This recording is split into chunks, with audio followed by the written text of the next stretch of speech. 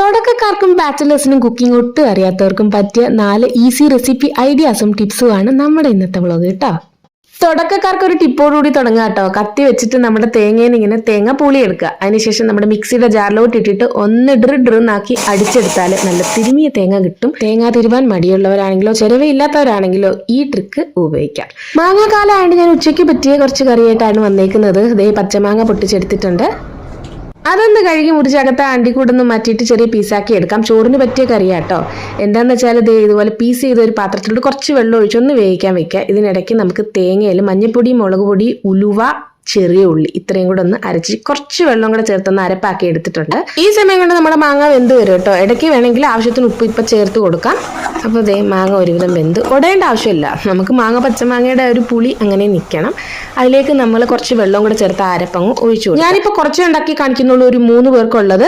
നിങ്ങൾക്ക് കൂടുതൽ വേണമെങ്കിൽ അതിനനുസരിച്ച് കൂട്ടാം. അപ്പോൾ തുടക്കമൊക്കെ ആകുമ്പോൾ നമ്മൾ കുറച്ച് ഉണ്ടാക്കി പഠിക്കുന്നതായിരിക്കും കുറച്ചുകൂടെ നല്ലത്.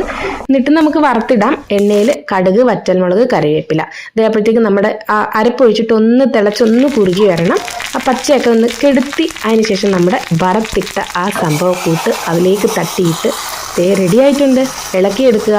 ഇത് മാങ്ങാപ്പുളി കേട്ടോ. ഇതിൻ്റെ കൂടെ നിങ്ങൾക്ക് വേണമെങ്കിൽ വെള്ളരിക്കയോ അതുപോലെ തന്നെ നമ്മുടെ മുരിങ്ങയ്ക്കയോ ഉണ്ടെങ്കിൽ അതും കൂടി ഇട്ടാൽ വേറൊരു ടേസ്റ്റും വേറൊരു ഫ്ലേവറും കിട്ടും. കിടിലൻ കറിയാണ്. അരപ്പൊക്കെ നമ്മൾ ചേർത്ത് കൊടുത്തിട്ട് ലോ ഫ്ലെയിമിൽ വേണം ഒന്ന് അനത്തിയെടുക്കാൻ. ഒരുപാട് അങ്ങ് ഹൈ ഫ്ലെയിമിലിട്ട് തിളപ്പിക്കരുത് കേട്ടോ. ഇനി ഒരു മാമ്പഴ പുളിശ്ശേരി ആയാലോ. പഴുത്ത മാങ്ങ ഒരെണ്ണം വെച്ച് ഞാൻ കാണിച്ചു തരാം. നന്നായിട്ട് കഴുകി അത് പീസ് ചെയ്ത് അണ്ടിക്കൂടോടുകൂടി പച്ചമുളകും മഞ്ഞപ്പൊടിയും മുളക് പൊടിയും ഇട്ടിട്ട് തുറന്നിട്ട് വേവിച്ചെടുത്തു. കുറച്ച് ഉപ്പും കൂടി ഇട്ട് കൊടുത്തിട്ടുണ്ടായിരുന്നു. അതിനുശേഷം തേങ്ങയും ജീരകവും മാത്രമാണ് അരപ്പ്. അത് ചേർത്ത് കൊടുത്ത് ഞാൻ നേരത്തെ പറഞ്ഞ പോലെ തന്നെ ലോ ഫ്ലെയിമിൽ ചെറുതായിട്ടൊന്ന് അനത്തി ആ പച്ച കെടുത്തിയിട്ട് ഞാൻ ആ മിക്സിയിൽ തന്നെ കുറച്ച് തൈര് എടുത്തൊന്ന് അടിച്ച് മോരാക്കി ഒഴിക്കുന്നുണ്ട്. നിങ്ങൾക്ക് വേണമെങ്കിൽ കട്ട തൈര് ഒഴിച്ച് കുറുക്കി എടുക്കാം. എനിക്ക് കുറച്ച് ലൂസാക്കി വേണം, അതുകൊണ്ട് ഞാൻ മോര് പോലെ ഒഴിച്ചത്. എന്നിട്ട് പിന്നെ കടുക്, കറിവേപ്പില, വറ്റൽമുളക്, ഉലുവ ഇത്രയും ഞാൻ ചേർത്തിട്ടുണ്ട്. നമ്മുടെ എണ്ണയിൽ താളിച്ചെടുത്തു. നമ്മുടെ ഇപ്പോഴത്തെ മുഖ്യമന്ത്രിയുടെ ഫേവറേറ്റ് ആണെന്ന് പറയുന്ന മാമ്പഴ പുളിശ്ശേരി.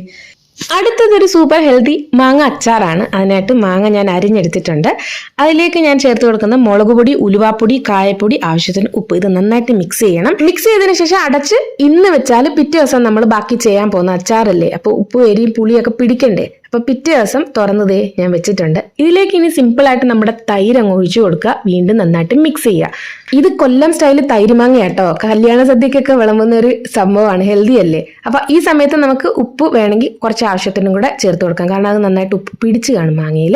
അപ്പോൾ നമുക്ക് തൈരിന് ആവശ്യമുള്ള ഉപ്പും കൂടെ ചേർത്ത് കൊടുത്ത് മിക്സ് ചെയ്യുക. കടായി വെച്ച് എണ്ണയിൽ കടുകും പറ്റൽമുളകും പൊട്ടിച്ചതിന് ശേഷം തീ ഓഫ് ചെയ്തിട്ട് നമ്മുടെ കൂട്ട് ചേർത്ത് കൊടുത്ത് മിക്സ് ചെയ്യണം. അത് തിളപ്പിക്കരുത് കേട്ടോ. തൈര് മാങ്ങ റെഡി ആയിട്ടുണ്ട്. ഇനി ഒരു ടിപ്പ് പറഞ്ഞുതരാം. നമ്മൾ ഉലുവയൊക്കെ ജസ്റ്റ് ഒന്ന് അനത്തി വെക്കുന്നത് എപ്പോഴും നല്ലതായിരിക്കും കേട്ടോ. ഇതുവരെ ഒഴിച്ചേറിയല്ലേ. ഇനി ഒരു ഉപ്പേരിയല്ലേ തോരൻ കാണിച്ചു തരാമേ. നമ്മുടെ ചെറുപയറാണ്. അത് കഴുകി കുക്കറിൽ 1 ഗ്ലാസ്സിന് 2 ഗ്ലാസ് വെള്ളം വെച്ച് ഹൈ ഫ്ലെയിമിൽ ഒരു 3-4 വിസിൽ കൊടുത്ത് ആവി മാറി തുറന്ന് ആവശ്യത്തിന് ഉപ്പ് ഇപ്പോഴാണ് ഞാൻ ഇട്ട് കൊടുക്കുന്നത്. വേവിക്കുമ്പോൾ ഉപ്പിട്ടിട്ടുണ്ടായിരുന്നില്ല. നന്നായിട്ട് ഇളക്കിയെടുക്കുക. അരപ്പിന് തേങ്ങയിൽ ജീരകം, മഞ്ഞപ്പൊടി, മുളക് പൊടി, 2 അല്ലി വെളുത്തുള്ളി ഒന്ന് ചതച്ചെടുക്കുക. ഇത്രയും മതി. ഇനി നമ്മുടെ കടായി വെച്ച് എണ്ണ ഒഴിച്ച് കടുക്, വറ്റൽമുളക്, കറിവേപ്പില പൊട്ടിച്ചിട്ട് നമ്മുടെ വേവിച്ച പയർ ഇതിലേക്കിട്ട് തട്ടിയിട്ട് ഇളക്കുക. ഇത് ഞാൻ കുതിർത്ത പയറൊന്നുമല്ല, അങ്ങനെ പെട്ടെന്ന് ഇൻസ്റ്റന്റ് ആയിട്ട് ഉണ്ടാക്കി എടുക്കുന്നതാണ്. കുതിർത്തയാണെങ്കിൽ ഇത്രയും വേവിക്കണ്ട കേട്ടോ. തുറന്നിട്ടിട്ട് ജസ്റ്റ് ഒന്ന് ആവി കയറി എടുത്താൽ മതി, അല്ലെങ്കിൽ അലന്നു പോകും. അപ്പം ഞാനിത് അങ്ങനെയൊന്നും ചെയ്യാത്തത് കൊണ്ട് ഇങ്ങനെ ജസ്റ്റ് അങ്ങ് എടുത്തതേ ഉള്ളൂ. ഇനി അത് മിക്സ് ചെയ്ത് കൂട്ടിലേക്ക് നമ്മുടെ തേങ്ങയുടെ അരപ്പുണ്ടല്ലോ അത് ഇട്ട് കൊടുത്ത് മിക്സി കഴുകി ആ വെള്ളവും കൂടി ഇട്ടിട്ട് ഒന്ന് പൊത്തി വെച്ചിട്ട് ലോ ഫ്ലെയിമിൽ വേണം അടച്ച് 1 മിനിറ്റ് ഒന്ന് ആവിയേറ്റി എടുക്കണം. കാരണം ആ പച്ചച്ചൊവയൊക്കെ മാറണ്ടേ നമ്മുടെ അരപ്പിന്റെ, എന്നാലേ ഒരു ടേസ്റ്റ് വരത്തുള്ളൂ. 1 മിനിറ്റ് ആവി കയറി തുറന്നിട്ട് ഞാൻ പറഞ്ഞല്ലോ എപ്പോഴും ലോ ഫ്ലെയിമിൽ വേണം ചെയ്യാൻ. ഹൈ ഫ്ലെയിമിൽ നമ്മൾ ഇട്ട് കഴിഞ്ഞാൽ കരിഞ്ഞു പോയി പിന്നെ ഒന്നും ചെയ്യാൻ പറ്റത്തില്ല. ഇത് നന്നായിട്ട് അങ്ങ് ചിക്കി എടുത്താൽ മതി. നമ്മുടെ ചെറുപയർ തോരൻ അല്ലെങ്കിൽ ചെറുപയർ ഉപ്പേരി റെഡി ആയിട്ടുണ്ട്. അപ്പൊ നമ്മുടെ തുടക്കക്കാർക്കും ബാച്ചിലേഴ്സിനും കുക്കിംഗ് അറിയാത്തവർക്കും പറ്റിയ കുക്കിംഗ്, ബേക്കിംഗ് റെസിപ്പീസ്, ടിപ്സ് ഒക്കെ ആയിട്ട് ഞാൻ ഇനി വരാം.